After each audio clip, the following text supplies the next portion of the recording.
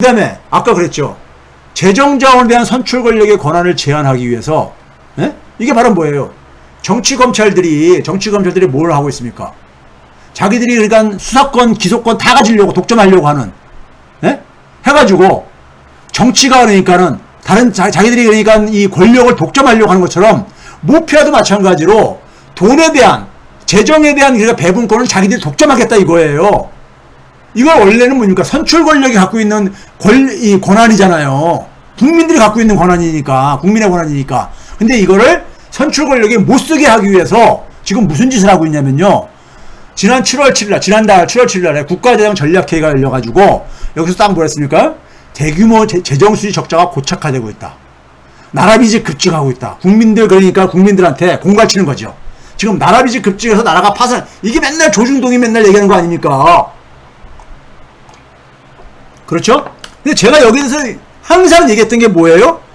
우리나라가 재정 적자가 가장 건강하고 국가 채무가 가장 적게 증가했다. 예? 이 얘기 했잖아요. 뒤에서 보여드릴게요. 자료는 다시 한 번요. 이거 보여줬잖아요. 예? 이거 거짓말이야. 새빨간 거짓말. 예? 새빨간 거짓말이. 아까 2대1가 보도하는 거 똑같은 거야. 절대액의 증가만 가지고 공갈치는 거예요. 절대액의 증가만 가지고요. 자, 그래가지고 이번에 그러면서 7월 7일날 그 국가재정 전략에서 내놓은 게 박근혜 정부 때랑 홍남기가 추진했던 재정 준칙안을 더 강화해가지고 관리 지표를 관리 수지로 바꿨잖아요. 통합 수지에서요. IMF 국제사회 속에서 국제기구에서 통합 수지를 쓰라고 하는데 굳이 관리 수지로 바꾸겠다는 거예요.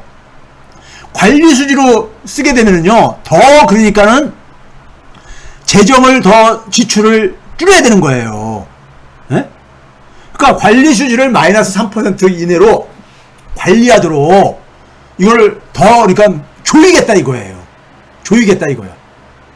지금 무슨 얘기입니까? 선출 권력들이 돈을 못 쓰게 하려고 하는 거예요. 선출 권력들이. 자, 근데 여러분 봐보세요. 관리 재정 수지, 통합 재정 수지, 관리 재정 수지 다 봐보세요. 이게 박근혜 때부터 이명박 말기 마지막 해부터 해가지고 박근혜 정권 때 문재인 정권 때 한번 봐보세요. 봐보시면은 자, 우리가 팬데믹 이전 2019년까지 보게 되면은요, 2019년까지 보게 되면은 박근혜 때는 관리 재정 수지가 연 마이너스 1.7%였어요. 문재인 정부 때는 연 마이너스 1.5%. 더 안정적으로 관리했잖아요. 실제로요. 국가 채무도 마찬가지예요. 더 안정적으로 관리를 했어요. 더 증가율이 낮다고요. 단지 팬데믹이 터지면서 2020년에 관리 재정 수지가 크게 증가했죠. 적자가요. 마이너스 5.8%까지. 그리고 작년에도 마이너스 4.4%. 올해 마이너스 5.1%로 예상을 하고 있는 건데. 근데 여기에도 결국 코로나로 인해가지고 긴급 자금이 투입된 거 아닙니까? 그걸 빼고 나면은 굉장히 안정적으로 관리됐어요. 지난해하고 올해는 마이너스 3% 이내예요. 마이너스 2.7, 마이너스 2.4로 나오잖아요. 2020년만 마이너스 3%가 벗어난 마이너스 3.7%예요. 이거 굉장히 그러니까 다른 나라들에 비해가지고 다른 주요 선진국들 같은 경우는요, 이게 거의 10%, 마이너스 10% 이상 이렇게 됐었어요. 2020년도 관리 재정 수지가요. 팬데믹 상황이기 때문에. 예? 굉장히 그러니까 아주 돈을 안 쓴 거예요. 쉽게 얘기해서요. 예? 수치가 보여주고 있잖아요. 근데 이걸 절대액을 가지고 계속해서 공갈을 치고 있는 거예요. 그럼 절대액으로 한번 비교해보자 이거예요. 절대액으로요. 절대액으로 그러니까는 대한민국의 그러니까는 국가 채무가 얼마나 증가했느냐. 2012년부터 16년, 2016년부터 19년, 2020년, 2021년을 주요 국가들하고 쭉 비교한 거. 이것도 제가 최백은 TV 커뮤니티에다 올렸어요. 올렸는데 한국이 절대적으로 적게 증가했거든요. 절대적으로요. 이거 궁금하신 분들은 거기서 다운받아 보세요. 거기서 자료 올렸으니까.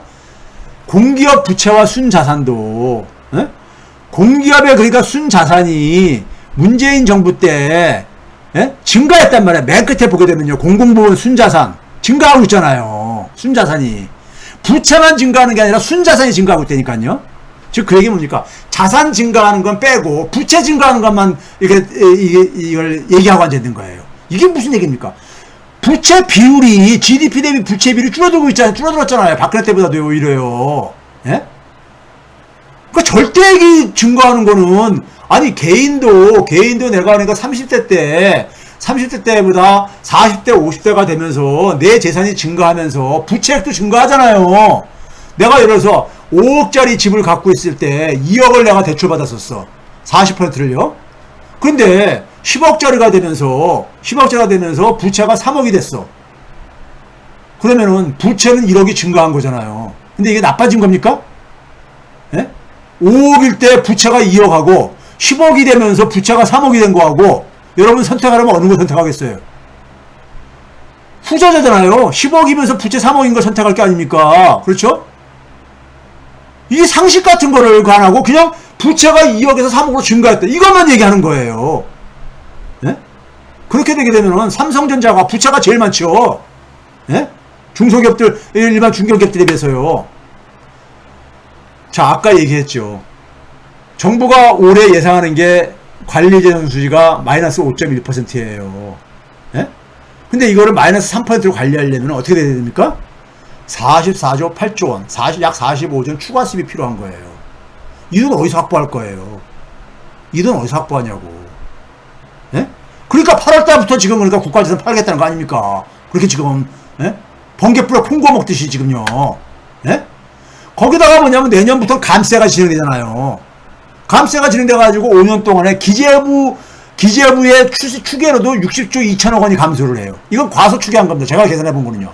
법인세 같은 거 특히요.